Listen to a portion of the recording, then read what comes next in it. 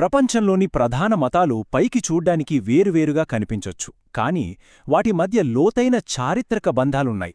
వాటిని ఒక వంశవృక్షంలా ఎలా చూడొచ్చో ఈరోజు చూద్దాం. అసలు ఈ మతాల ప్రాముఖ్యత ఏంటో అర్థం చేసుకోవాలంటే ముందుగా వాటిని ఎంతమంది పాటిస్తున్నారో చూడాలి కదా. చూడండి, ప్యూ రీసెర్చ్ సెంటర్ లెక్కల ప్రకారం క్రైస్తవ మతం దాదాపు 2.4 బిలియన్ల అనుచరులతో మొదటి స్థానంలో ఉంది. ఆ తర్వాత ఇస్లాం, హిందూ మతాలు ఉన్నాయి. అయితే వీటన్నిటికీ ఒకదానికొకటి సంబంధమెలా ఉంది? ఒకసారి ఊహించుకోండి. వేల ఏళ్ల నాటి వేర్లున్న ఒక పెద్ద పురాతన వంశవృక్షంలా అనమాట. ఈ ఆలోచనే మన మొత్తం ప్రయాణానికి ఒక దారి చూపిస్తుంది. మన ప్రయాణంలో ముందుగా ప్రపంచ విశ్వాసాల పురాతన మూలాల దగ్గర మొదలుపెట్టి అక్కడుంచి భారతదేశంలోని ధార్మిక కుటుంబం, మధ్యప్రాచ్యంలోని అబ్రహామిక్ కుటుంబం, ఇంకా చైనాలోని టావోయిక్ సంప్రదాయాల వరకు వెళ్తాం. ఈ మతాల మధ్య ఉన్న సంబంధాలేంటో అన్వేషిద్దాం. సరే, మన ప్రయాణంలో మొదటి అడుగు వ్యవస్థీకృత నమ్మకాల పురాతన మూలాలను వెతకడం. చూడండి, మనకు తెలిసిన పురాతన మతాలైన హిందూ, జుడాయిజం లాంటివి శూన్యం నుంచి పుట్టుకురాలేదు. వాటిపై ఎన్నో పురాతన నాగరికతల ప్రభావముంది. ఉదాహరణకి ఈజిప్ట్, మెసపొటేమియా నాగరికతలు ఇజ్రాయెల్ మతంపై ప్రభావం చూపిస్తే, ఇండో యూరోపియన్, సింధులోయ నాగరికతలు వైదిక మతంపై తమదైన ముద్ర వేశాయి. ఇప్పుడు మన వంశవృక్షంలో మొదటి పెద్ద కొమ్మ దగ్గరికి వెళదాం. అదే భారత ఉపఖండంలోని ధార్మిక కుటుంబం. దీనికి పునాది హిందూ మతం. కాని దీన్ని ఒకే మతం అనడం కంటే ఒక ధర్మం అనడం కరెక్టేమో. ఎందుకంటే ఇది పురాతన వేద గ్రంథాల ఆధారంగా ఏర్పడిన ఎన్నో విభిన్న సాంప్రదాయాల సమాహారమన్మాట. హిందువులు దీనిని మతం అని కాకుండా ధర్మం అని పిలుస్తారు. అంటే ఒక విశ్వక్రమం లేదా దైవిక నియమాల సమితి అని అర్థం. ఇక్కడే భారత మత చరిత్రలో ఒక పెద్ద మలుపు వచ్చింది. అదే శ్రమణ ఉద్యమం. ఈ శ్రమణులు అంటే నిజాన్ని అన్వేషించేవాళ్లు అనమాట. వీళ్ళు వేదాల అధికారాన్ని, బ్రాహ్మణత్వాన్ని పూర్తిగా తిరస్కరించారు. కఠినమైన స్వీయ క్రమశిక్షణ ద్వారానే మోక్షం సాధ్యమని నమ్మారు.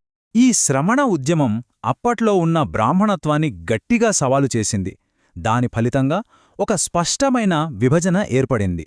అదే 2 కొత్త ప్రధాన విశ్వాసాల పుట్టుకకు దారితీసింది.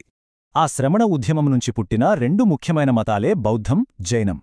సిద్ధార్థ గౌతముడు స్థాపించిన బౌద్ధమతం విపరీతమైన భోగవిలాసాలు, అలాగనే కఠినమైన స్వీయ నిరాకరణ, ఈ రెండిటికీ మధ్య మార్గాన్ని సూచించింది.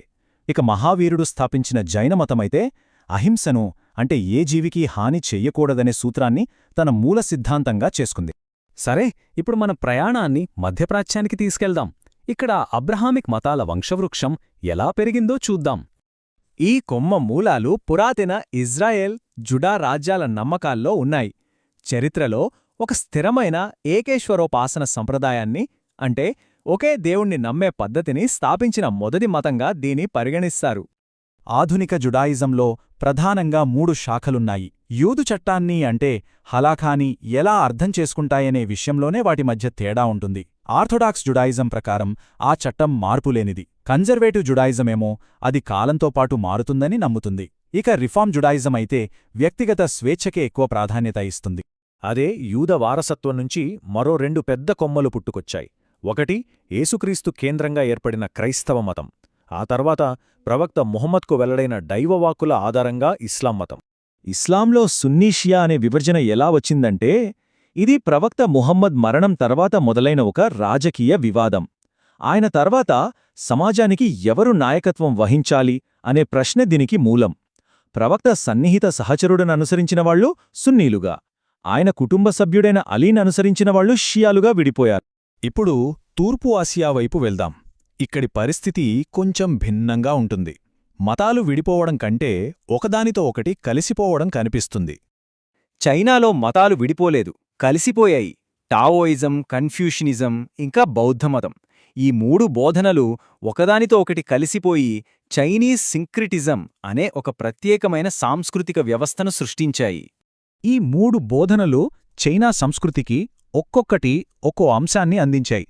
టావోయిజం ఆధ్యాత్మిక సామరస్యం గురించి చెప్తే, కన్ఫ్యూషియనిజం సామాజిక సామరస్యం, మంచి ప్రభుత్వం గురించి చెబుతుంది. ఇక భారతదేశం నుంచి వచ్చిన బౌద్ధమతం జ్ఞానోదయం అనే భావనను పరిచయం చేసింది. వీటన్నిటితో పాటు పూర్వీకుల ఆరాధన అనే సంప్రదాయం కూడా కలిసిపోయింది. ఇప్పటిదాకా మనం చూసిన ఈ ప్రయాణాన్ని బట్టి మానవ విశ్వాసాల గురించి మనకేమర్థమవుతుంది? ఇప్పుడు ముగింపు వైపు వెళదాం. మొత్తానికి ఈ వంశవృక్ష ప్రయాణం నుంచి మనం నేర్చుకోవలసిన ముఖ్యమైన విషయమేంటి?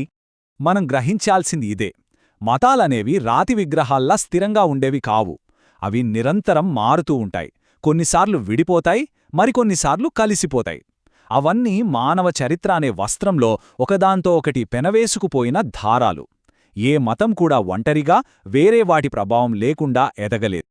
ఈ పురాతన వంశవృక్షం కొమ్మలు ఈనాటికి పెరుగుతూనే ఉన్నాయి, ఒకదానితో ఒకటి పెనవేసుకుంటూనే ఉన్నాయి. మరి భవిష్యత్తులో ఈ చెట్టుకు ఎలాంటి కొత్త కొమ్మ పుడుతుందో?